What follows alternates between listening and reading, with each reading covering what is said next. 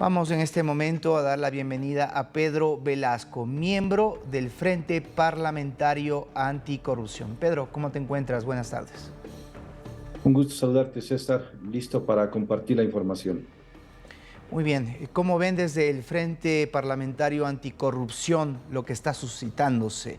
Ahora cuando el ecuatoriano ha decidido sancionar justamente en su voto a un proceso de corrupción y este está alcanzando las esferas del actual gobierno. ¿Qué hacer frente a ello?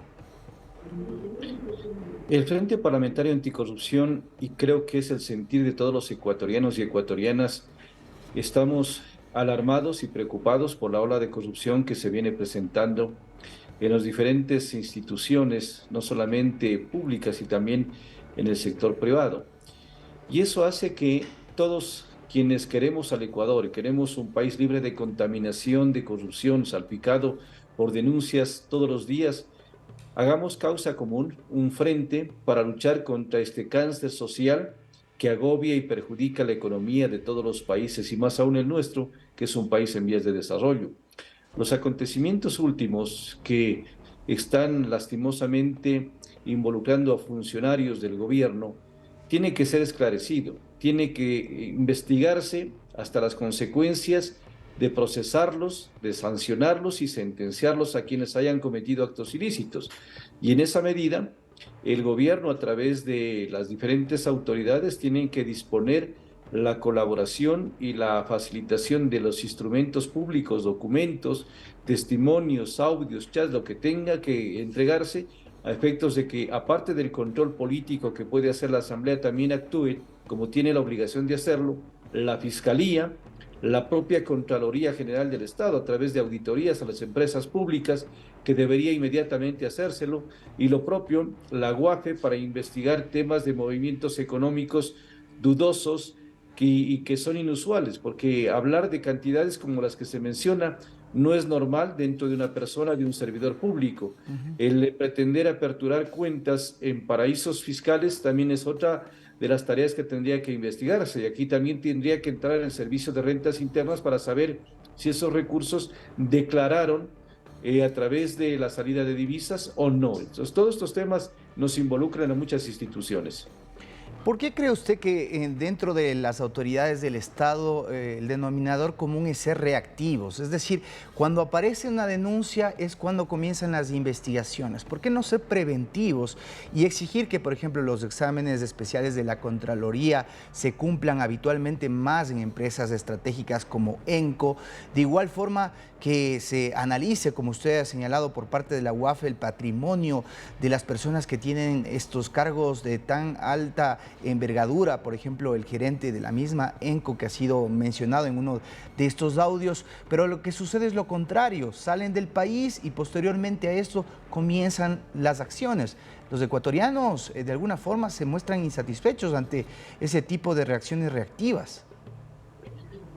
La lentitud de las decisiones que se tomen por parte de ciertos organismos del Estado siempre van a dejar una tela de duda, porque bien se pretende ocultar, postergar un poco la investigación o permitir que ciertas personas como las que se anuncian dentro de la trama de corrupción fuguen del país y hayan salido ya de acuerdo a los reportes que se tiene de migración.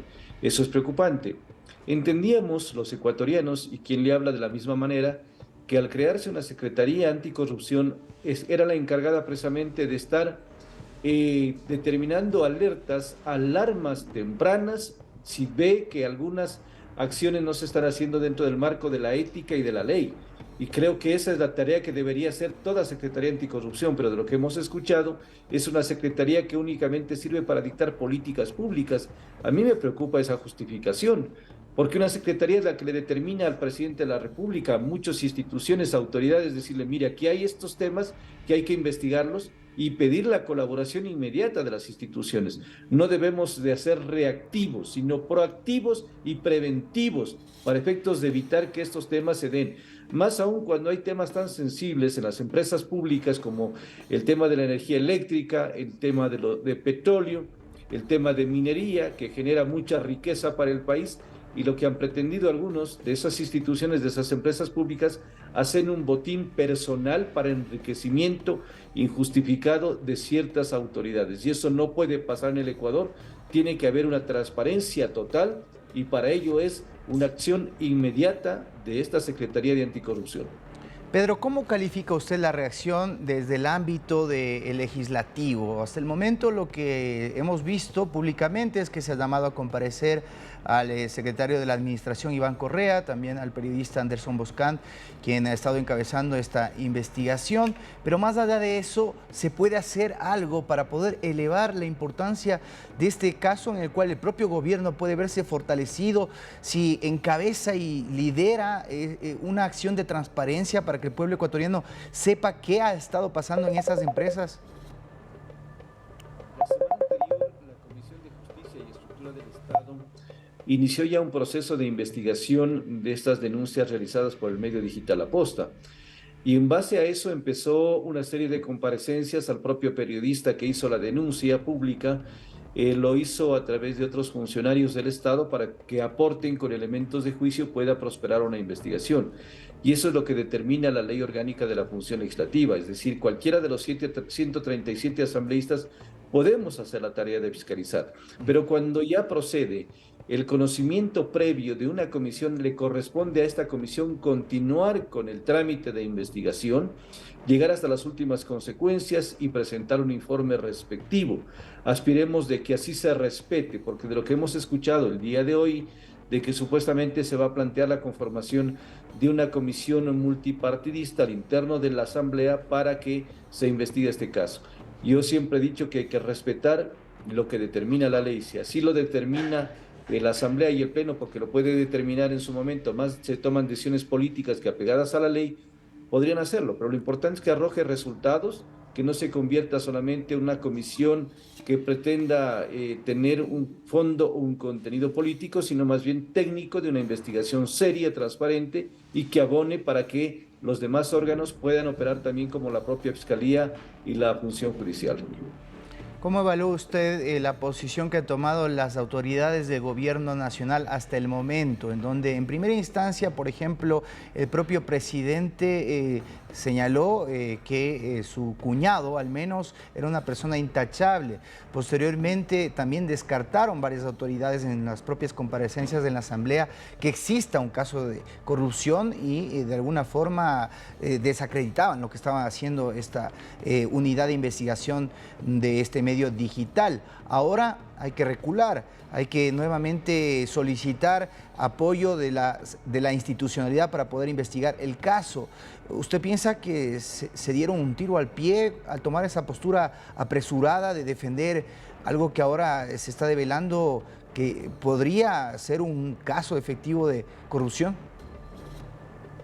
En un principio, creo que no solamente las autoridades de gobierno, sino el país entero empezó a tener una información parcial del medio digital y eso como que no daba tantas luces todavía de lo que posteriormente ha ido haciéndose conocer a través de audios, de chats que en estos días fueron ya públicos y notorios, en donde ya se involucra a funcionarios que manejaron el tema de las empresas públicas.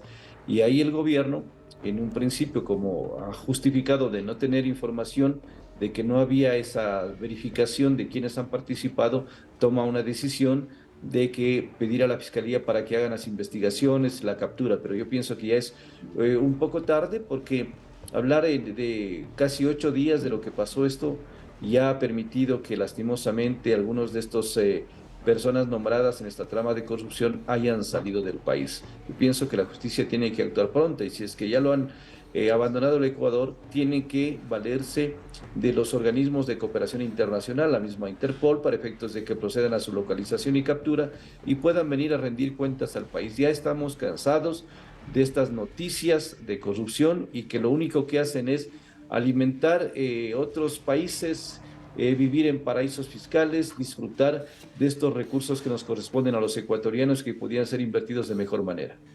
Hay otro fenómeno que también debe ser sujeto del debate político por cómo es el modus operandi de varios de estos operadores que están enquistados, camuflados como camaleones. Es el caso, por ejemplo, de Leandro Cortázar, de Leonardo Cortázar, quien, según la información, ha estado durante varios gobiernos haciendo lo mismo, negociando compuestos, gestionando contratos. ¿Cómo es posible que este tipo de funcionarios no sean sujetos de evaluación constante y permanezcan durante tantos periodos administrativos de gobierno a gobierno y sigan delinquiendo? Estos sujetos inescrupulosos tienen, entre comillas, habilidades para estar en un gobierno, pasar a otro sin ningún inconveniente, y es más, ni siquiera tienen una relación de dependencia, no son servidores públicos, sino como ellos mismos se califican, son operadores. No sé de operadores de qué, de una maquinaria lastimosamente estructurada para delinquir, para influenciar en cargos públicos, para influenciar en contratos, en coimas. Esto no puede seguir prosperando. Yo pienso que hoy más que nunca ya el presidente de la República debe disponer a sus funcionarios, a sus ministros, que se haga una purga interna, una depuración total de los servidores públicos en todas las áreas. Si usted puede mirar lastimosamente en el tema de la minería, hay una preocupación grande, porque ya se denuncia minería ilegal, que se afecta a la naturaleza, a las cuencas hídricas, pero no hacen absolutamente nada. Por el contrario, son los que otorgan concesiones a diestra y siniestra, sin exigir las condiciones mínimas de cumplimiento y de respeto a la ley y a la naturaleza, para citarle un solo caso. No se diga el tema de hidrocarburos, que es otra de las preocupaciones grandes, el tema de los negociados que se están observando en las eléctricas. En las aduanas, usted bien, no hay un solo detenido, y también denunció el propio medio también que existía millones de dólares para comprar un rango medio en las aduanas por todo lo que implica el estar en esa subdirección. Esa es otra de las preocupaciones, se los mencionó al señor Pons, a su hijo, y prácticamente solamente fue la noticia que se dio, pero no tenemos resultados, y eso hace que la ciudadanía, el pueblo, vaya perdiendo credibilidad en las acciones concretas de lucha contra la corrupción. Por lo tanto, lo que demanda el Ecuador y lo que demandamos nosotros desde la Asamblea Nacional como una tarea privativa de fiscalizar es resultados concretos, de que no se oculte absolutamente nada y que se sancione a quien tenga que sancionarse. Ese creo que va a ser el ejemplo claro para que quien esté pretendiendo seguir haciendo tabla rasa de la ley y abusando de su cargo público, lo piense dos veces, porque el destino sería la cárcel, pero dando ejemplo de que se aplica la ley sin miramientos absolutamente de nadie. Gracias a Pedro Velasco, miembro de este Frente Anticorrupción que se lidera desde la Asamblea Nacional. Buenas tardes, muy gentil. Un gusto, buenas tardes.